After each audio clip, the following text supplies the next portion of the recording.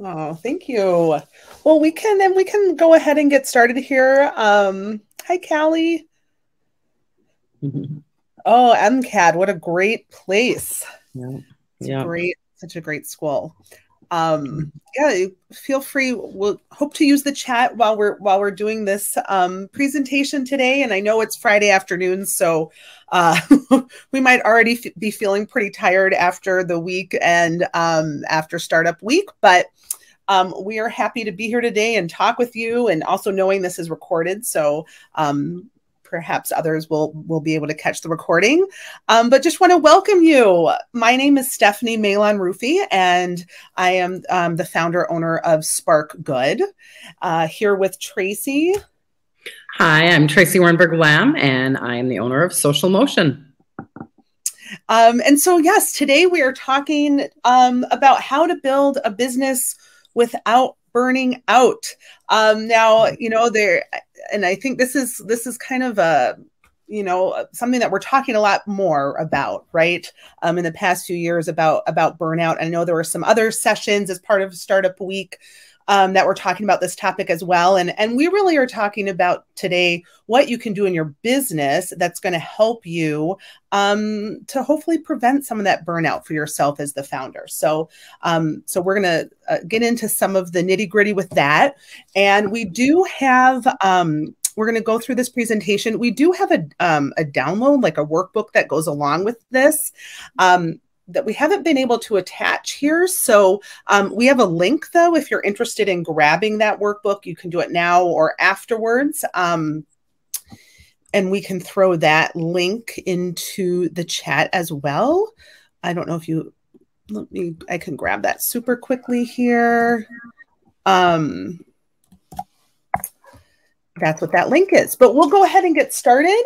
And just really happy to have you all here today. So yeah, this is what our agenda is. On the right, you can see this is, as I mentioned, a workbook that we have that coincides with this presentation. And so the information we're going through here is also in that workbook. If that's a helpful resource for you, you're welcome to have that as well. So today we're going to just really briefly identify burnout, especially as a business owner, what that looks like. And we're going to talk about how to assess really quickly, just a really simple assessment that we have for you to look at your business and figure out where you need better systems. And we'll talk more about why that's important as we go along here. We're also going to talk about types of support that are going to help you in this process. And we're going to talk about some good time management. We're calling them habits. And again, all of this is feeding into what are those things that you can have in your business to make it run more smoothly to help prevent some of that burnout that sometimes we feel.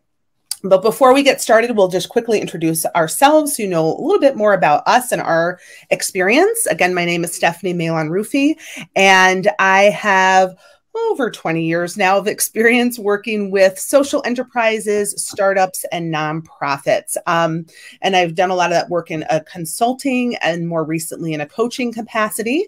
But I also have experience being on part of a launch team for a nonprofit as well as for a social business. Education-wise, I have a BA in psychology and sociology from Macalester, and I got my MBA at Carlson at the U of M with a focus on entrepreneurship. So I am also an entrepreneur. I've had my business Spark Good for several years now, and I'm working with a lot of entrepreneurs who are building their businesses really to be a vehicle for social change. I love the area of social business and social enterprise and have found that that's just a great fit for me to be working in that space. I specialize in strategic business planning, revenue growth, marketing communications, and then also that leadership piece, leadership development. How are you being the leader, the CEO, the founder that you want to be? And I co-host a weekly podcast called Social Change Leaders Podcast, which is actually the connection point here with Traci. We co-host this podcast together, and next month we will have been doing it every week for 3 years. Hard to believe. And I am Traci Warnberg-Lemm, and I am the founder of Social Motion, and we are a training, coaching, and community-based consulting company.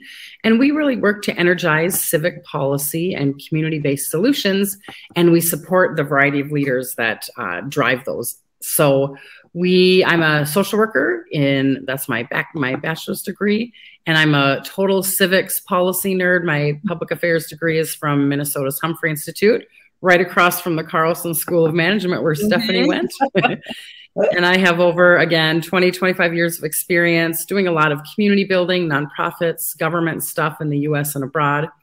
And so I'm also the co-host of the weekly podcast, and I've had my business for 16 years, and I have really loved owning my own business. It's been one of the best decisions I've made for myself and for my family. And I've learned a lot over those years to how to sustain a business and how to keep yourself moving and how to keep things moving forward. And so I look forward to sharing some thoughts today and hearing from you guys, and hopefully we can make this a little conversational. So we would invite you to put in the chat questions or comments as you have them, things that strike you. And if there's questions, we'll try and address those as we go.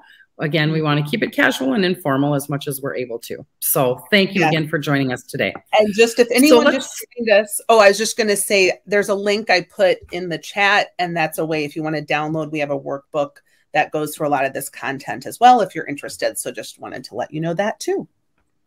Yes, thank you. So let's start with what is burnout. So often we talk about stress and burnout, and a lot of people link the two, and sometimes we assume they're the same, but they are very different. And stress is something that occurs really for short periods of time due to specific circumstances. So we can be stressed about a presentation or a test or some deadline at work. But what happens when we have burnout, and what happens with burnout is when we are stressed and overwhelmed for longer periods of time, and there really isn't that respite or relief in between. So I'm guessing a lot of us have experienced, I know we've all experienced stress, and I'm guessing a lot of us here have experienced burnout. And burnout can sometimes happen, a quote is that sometimes burnout happens when you avoid being human for too long. And I think we all can probably relate to that image of maybe being on a hamster wheel, or we're just stressed and there's no relief. There's no end in sight. There's no respite. And you kind of feel like you're not human. You feel like you're almost like a hamster on a treadmill. And burnout, we know, is really bad for our minds and for our bodies. Mental burnout causes a lot of issues. It can cause us to have trouble concentrating. It can cause depression. We can feel worthless.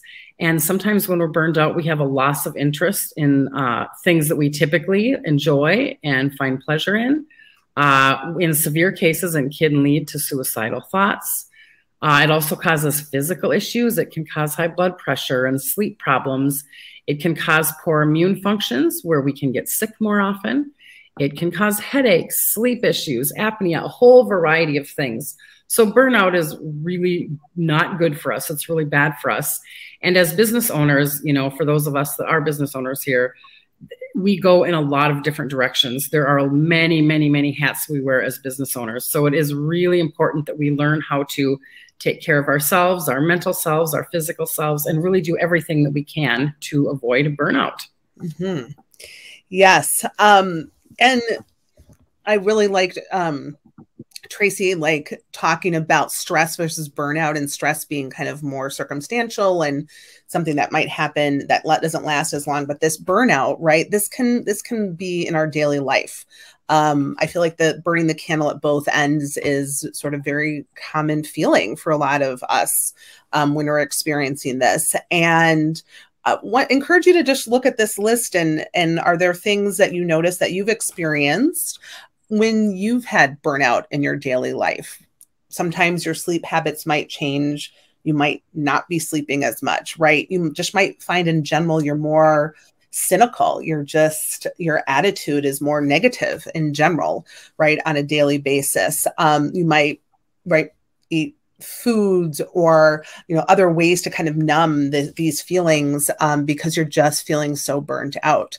And it's important for us to recognize the way that burnout shows up in our own daily life, right? Because that's going to help us to know also how to prevent it or when it's coming. So just a list here of some ways that we might be experiencing it, and it's not going to be the same for everyone.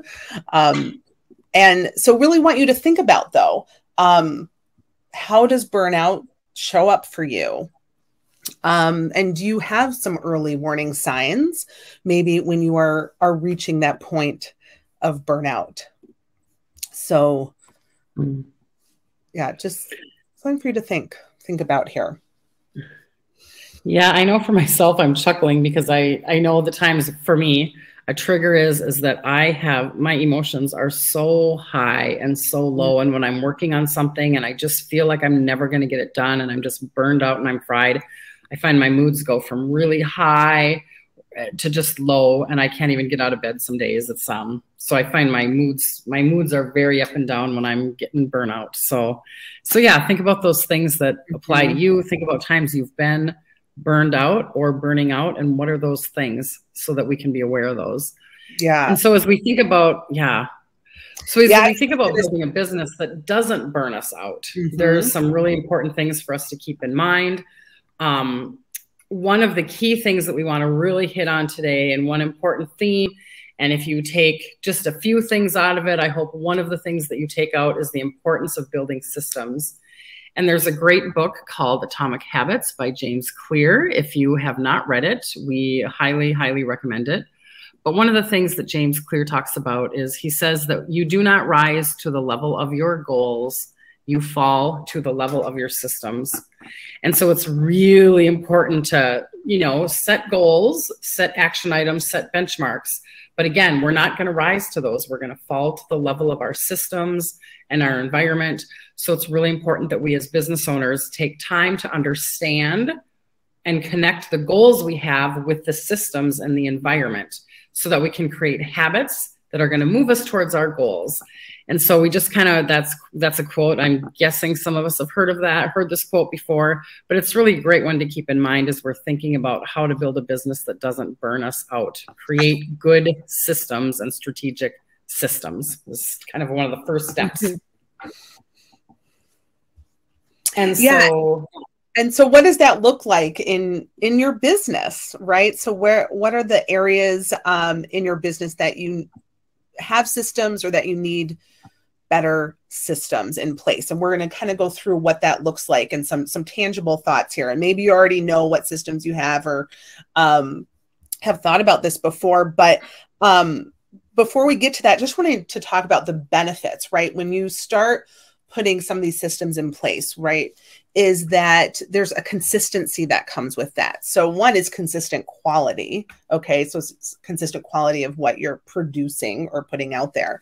And there's benefits that come from that too. There's cost savings because you're learning ways to be more efficient.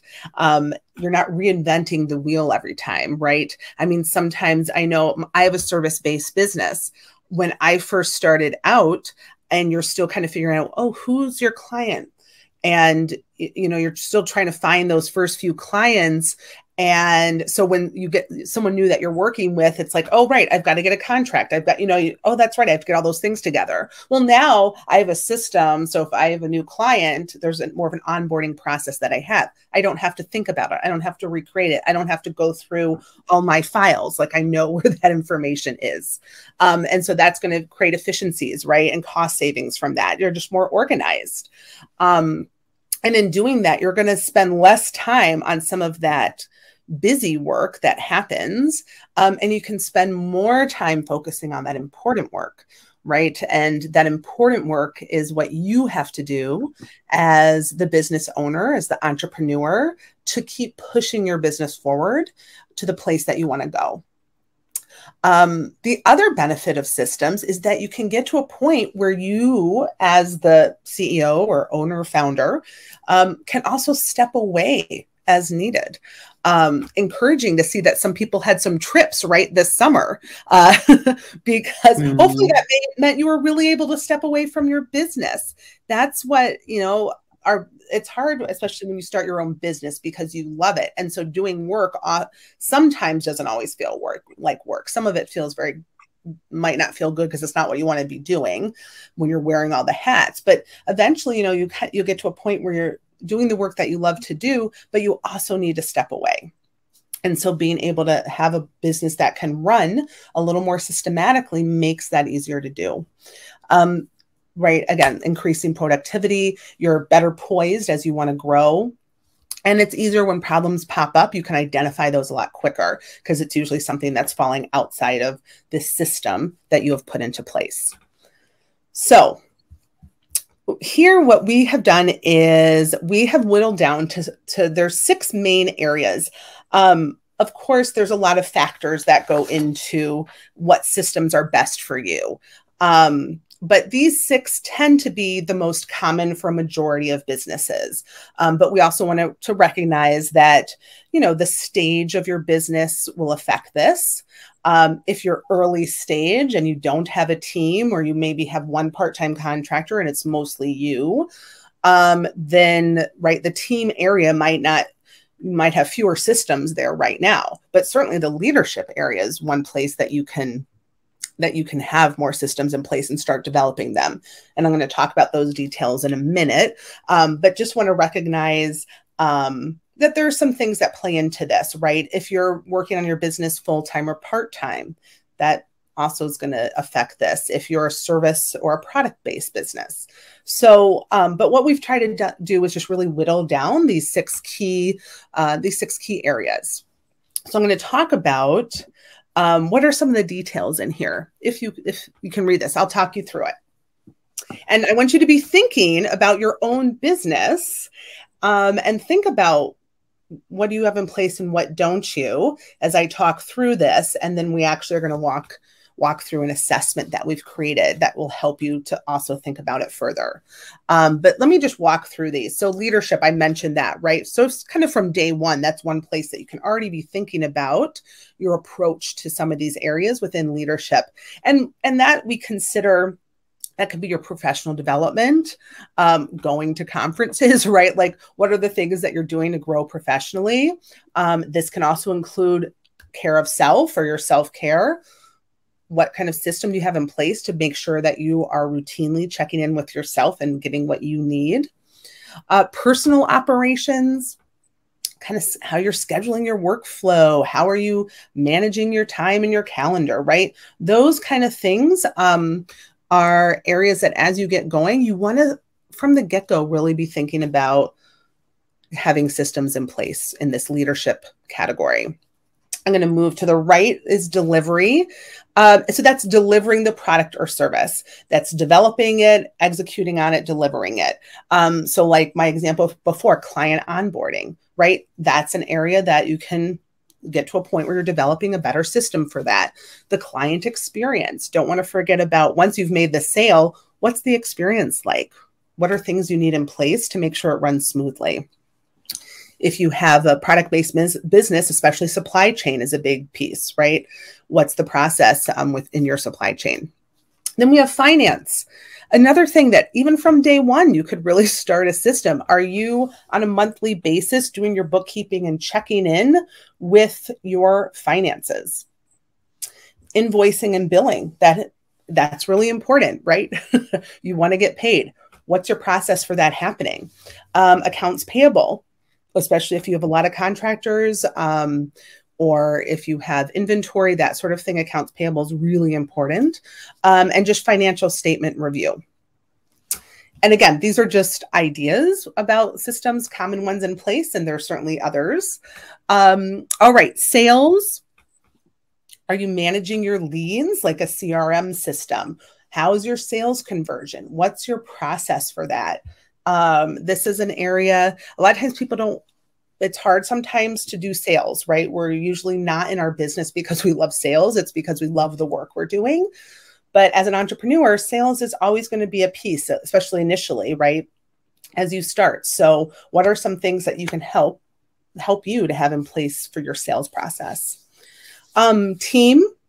This would include recruiting team members, onboarding them, retaining them. And this doesn't have to be a full-time person. I mean, this could even be a contractor, right? That could be coming on just for a short period of time, or it could be a part-time person that's helping you. So, but it's important to start building some process as you're bringing people on. What does that look like?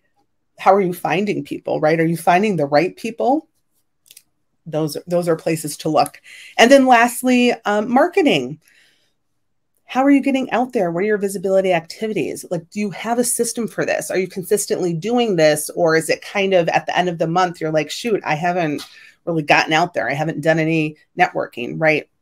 So really thinking about, are you doing those activities? Again, it's going back to what's important and doing them consistently and building a system around that. Yeah. So now we want to just quickly go through how you would go about assessing those different areas. And again, Stephanie put a link in the chat to where you can go access the download, Building a Business That Doesn't Burn You Out. And the first area that just, again, is, this notion of leadership. So if you go to the assessment, and here on the PowerPoint, you can see there's a few questions to sort of prompt you through, and I'll just read these real quickly, but we don't need to go through all of these. But I approach decision-making quickly and confidently. Do you strongly agree, disagree, or strongly disagree? So just go ahead. If you don't have the download, maybe do a little check mark on a little piece of scratch paper. And then with leadership, have you developed useful structures for how you work? Calendar, working with a plan, work environment, process, and tools. Do you agree, strongly agree? And are you consistently learning new things to support your business and grow personally? So those are some things to keep in mind as you're assessing your leadership. Mm-hmm. All right. So now for marketing. So 2 questions here in the assessment. I'm confident in our marketing process to deliver a consistently ideal audience of target prospects, right? One of the big functions of marketing is bringing those ideal people in, then to your sales process, and then to delivering your service or product. The second question is, or statement, my marketing activities are automated. I know what they are, when they need to happen, and they happen consistently. Yeah. Yep. Okay. The next one is sales. And like Stephanie said, a lot of us don't go into business because we love sales. Some of us are better salespeople than others, but it is important to have a process. So again, just kind of assess your own sales process. Are you confident in your CMR, your sales tracking, your contracts, purchase? Do you know your conversion rates? Just take a little look at yourself and consider that. The second one, are you confident in your sales process? Do you understand the customer journey and kind of the path you want them to take? Are you confident in your ability to consistently secure your ideal clients and customers? And do you consistently do regular communications to nurture those leads and your network? Mm-hmm. All right. So delivery. Again, this is delivery of your product or service. So, or both. I have a consistent way of delivering my product or service to my customers or clients. I have a clear understanding of what is involved. So that's the time and the resources to deliver my product, right? That's something, initially you're experimenting, but then you get to a point where you should know what's the time and resources it takes. That's really important for especially for planning purposes. And then the third one is I have a way to gather customer feedback and routinely review and respond to that feedback. Yeah, it's an important one. Okay, the next one is team. Assessing your team. Have you hired professionals for the level of support of your current business needs? Whether it's part-time, full-time, project-based, do you have some hired professionals? Strongly agree, disagree, or strongly disagree? Have you clearly defined your processes to recruit, hire, train, onboard, and guide your team? Do you understand that the people in the world are connected and dependent on each other?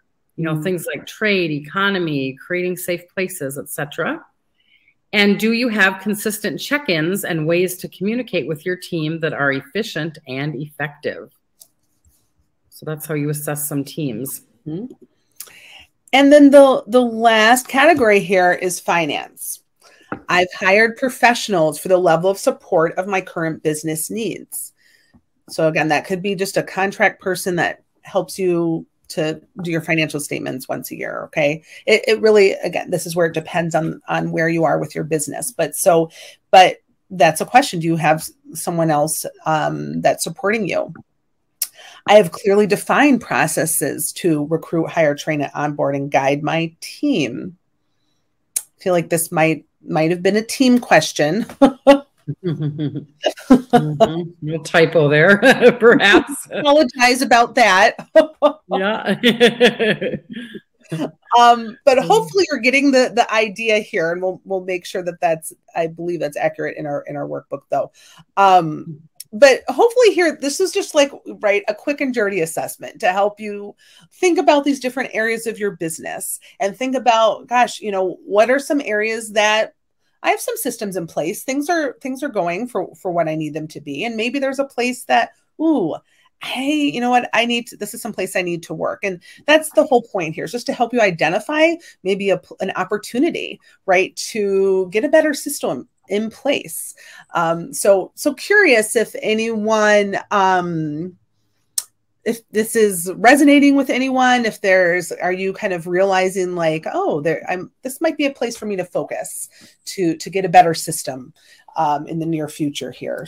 So feel free to share that if you're comfortable, but yeah. Yeah. So yeah, once you've kind of looked at that, it's important to start thinking about what types of support you're going to need to support you in these various business areas. And so we just want to walk through some of the important things that we think are good to have in place that are going to support some of the needs that you may have.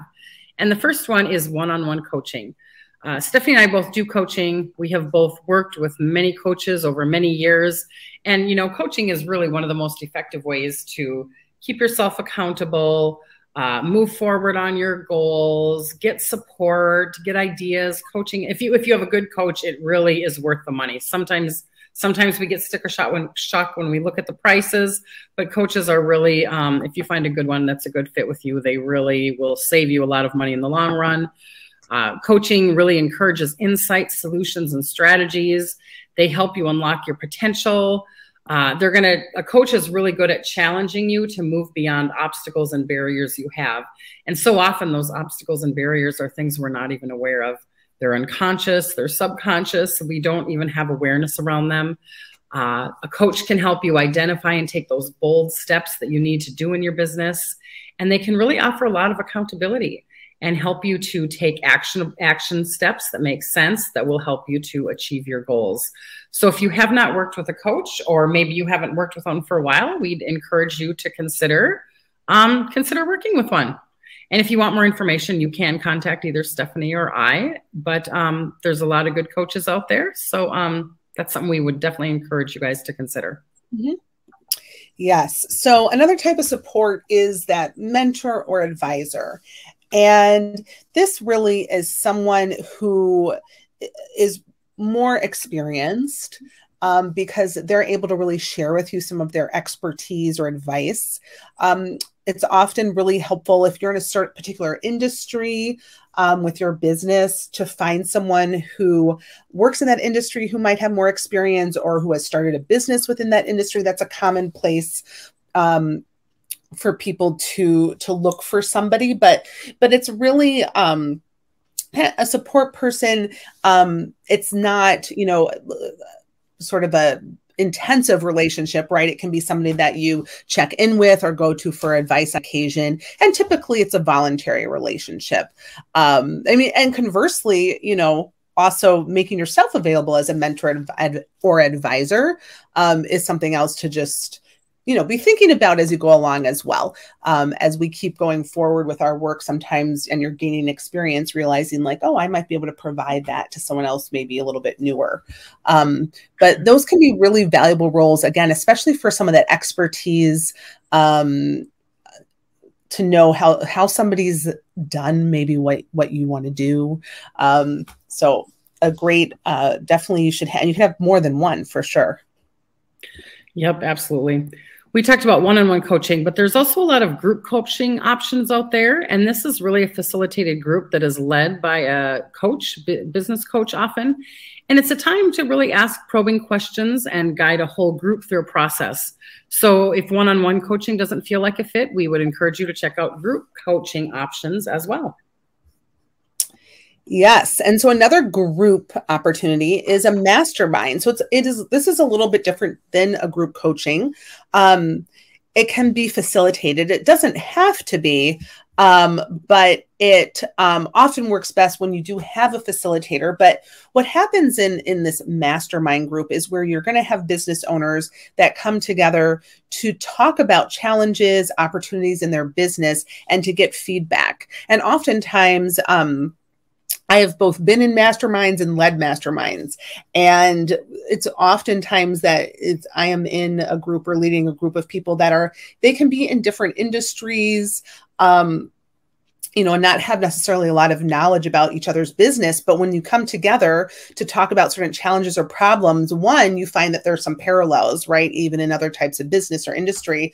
But also the idea, this sort of mastermind idea, is that collectively you're creating kind of this super mind that individually you can't think of the same things as you can when you're collectively together. So it can be a very powerful experience to do that for thinking, for brainstorming, for problem solving, and as well as for support.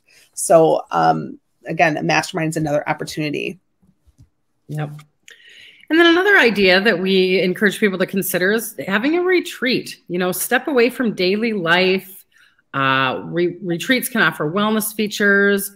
You can relax, get some respite, but it's also a great time to really focus on some of the things that you want to work on. You can pick a theme. You can focus on a lot of different things. You can do team building retreats. There's annual planning retreats you can attend, marketing retreats, entrepreneurial retreats, women retreats, reinvention retreats. There's a lot of options. If you do a search in Google, pretty confident you'll find most any type of retreat that is something that you want to work on or get support on. So as we're talking about avoiding burnout, retreats are really a great tool to not only get support, but to just sort of step away and have a little breathing space in your mind and in your body. So really consider doing some retreats if you have not already, or if you haven't done one in a while. There's no time like the present. So that's right. And then the last one is sort of this idea of a biz bestie, right? It's someone else who's in business, but who you connect with pretty regularly and can talk about sort of the ups and downs. Somebody who might be in maybe kind of a similar stage of business, but it's another business owner, entrepreneur who understands, right? I mean, sometimes other people in our life who aren't entrepreneurs, it could be a partner, it could be other friends. There's some things about when you're an entrepreneur that other people who are entrepreneurs can understand better. And so like being able to form a really close relationship can be really helpful from a support perspective, from a networking perspective. And the other thing that I bolded here is the celebration piece of it. Because especially when you're starting out in your business in your early stage and going to that next level, it can also be quite lonely, and you can also tend to focus on what's not going well, right? That can be challenging. And when you have someone who's like always in your corner that you feel comfortable saying, hey, this amazing thing happened in my business, and someone who can say like, that's incredible, and celebrate with you, is so powerful.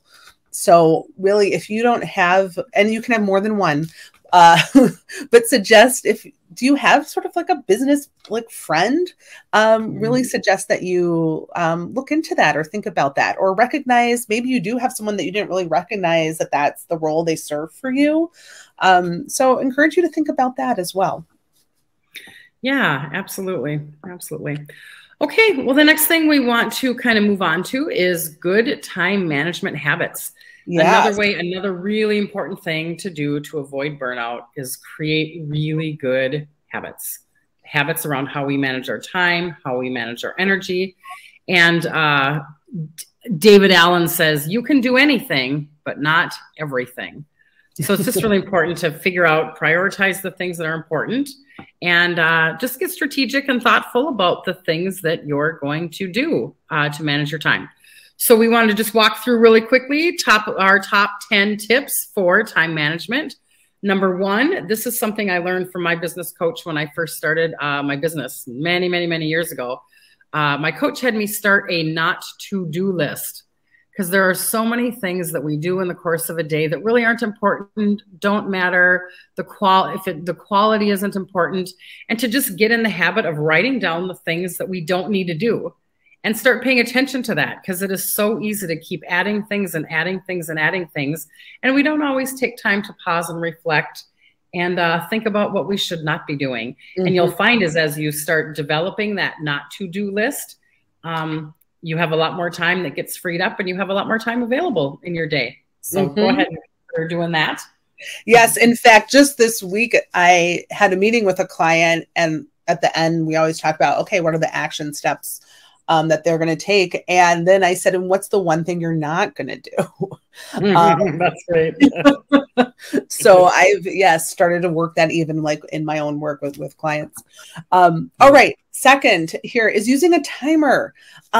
Sometimes, you know, it's very easy to get distracted and unfocused. And sometimes you just need to get something done, and just setting a timer, even 20 minutes. Okay, I'm going to sit and just do this for 20 minutes solid until that timer goes off, can be so effective just to get that thing done.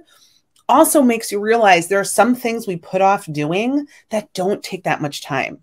And we actually waste more, all that energy and like thinking space of, oh, I've got to do this. Oh, I've got it. Right. Like you waste so much in your brain.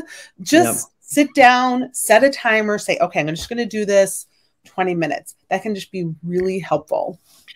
Yep, exactly. Also take frequent breaks. Just take breaks, pause, get up, move your body, stretch, just move around, but take frequent breaks when you are working during the days. And taking time to plan. I've heard different kind of statistics about this, but there's somewhere like 1 hour of planning can save you between 5 and 10 hours. So if you think about taking that time, and this again is a good habit to do consistently, but if you take that time, a lot of times people will do it like at the end of the week to plan for your next week. Some people like to do it Sunday night, some people Monday morning, doesn't matter. Take an hour to plan out what you're doing that week, what's your schedule, what are your priorities, and it's just going to save you so much time as you're executing for the week. Yep. And along those lines, also take time to do some self-reflection. I've had in my business notebook for a long time, I have a few really good coaching questions that force me to reflect on how I did that week with managing my time. Are my goals aligned? And so take time in your week or in your day to do some self-reflection. Yes. All right. And then setting and reviewing your goals regularly. So this goes back to, that's part of that planning piece, right? So taking that time, especially quarterly, at least to think about, okay, this quarter, these are some of my goals that I want to hit. And then making sure you're reviewing that, again, going back to that consistency piece. And it's different, you know, once a month, are you checking in with that, whatever kind of works for you, but make sure you're doing it. Yep, absolutely. Another one is building a system that allows you to capture flashes of creativity that you have. We all have those moments or those ideas that come to us, and we're not always great about capturing those. So keep a notebook in your purse. Have maybe a sticky wall if you have an office that you can put those down in. I had a friend that had a folder. I know that when I had my business, I actually had a box. I called it my Moxie box. And those are things I put ideas in, and I put in some of those things that took a little courage to do. And I tried to force myself to follow up or kind of do something with some of these ideas. So find a system. It doesn't matter what it is. Make something that works for you and find a way to capture those flashes and those inspirations and great things of creativity that you're cultivating. Yes, I think this is a great one because I know a lot of entrepreneurs are very creative and have a lot of ideas. Right. Sometimes you need to rein that in. And so I love the idea of just like having a system and a place for doing that. All right. Not letting unimportant details drag you down. So part of this is just realizing like sometimes it's just not worth going down that rabbit hole of something that ultimately doesn't matter. And so just being mindful of what are you fixating on, right? Things that are unimportant. Sometimes it's just, you've got to let it go.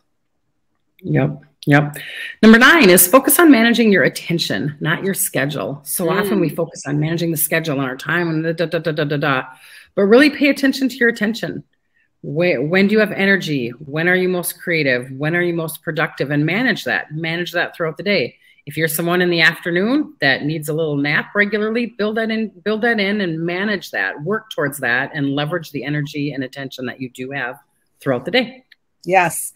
And then the last one, decluttering and organizing your workspace. This isn't to say you have to have a pristine work environment at all. In fact, I've accepted the fact that sometimes things get cluttered, but if I routinely on a weekly basis kind of clean up and get things organized, that just helps me. So this isn't to say that things need to be perfect, but it's just, are you kind of regularly decluttering, going through your things, getting organized? That's just important and really helpful. Yes. So again, we're really talked a lot today about systems of accountability, creating habits. And if you haven't done a lot of action planning, we definitely have in our workbook, we do have some action planning sections at the end that might be helpful, that might trigger you to kind of brainstorm, set some priorities, set some action steps.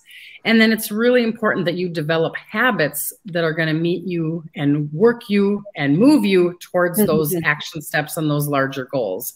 So habits are just a great way of systematizing the things that we want to do that are going to help move the needle. So go ahead and just be really mindful of that. Again, download that workbook. The link is in the chat. And just do some action planning around your business. And then really the important step is to take those bigger action items and then really think about the habits. Move towards habits and get yourself creating habits that are going to support your larger goals. We have an image there. You know, we are what we repeatedly do. It's just so important to, again, connect the habits and the things that we're repeatedly doing so that they connect with our larger business goals. Yes. And so just to end here, we love this quote from Octavia Butler. First, forget inspiration. Habit is more dependable. Habit will sustain you whether you're inspired or not. Habit is persistence in practice. So just a reminder, hopefully you know, leaving today, maybe just what is one habit, or one area of your business that you can put some attention to and build some consistency and systems around. Yep. And here's our information. Yes, I know we're at time. Thank you for joining us. And if you're watching the replay, or if you didn't get the link for the workbook, you also can just shoot us a quick email and we're happy to send it to you. This is our contact information. Also, if you want to check out our podcast, it's wherever you listen to your podcast, it should be there. So thank you for being here today. And we wish you all the best as you build your business without burning yourself out. Good luck. Thank you.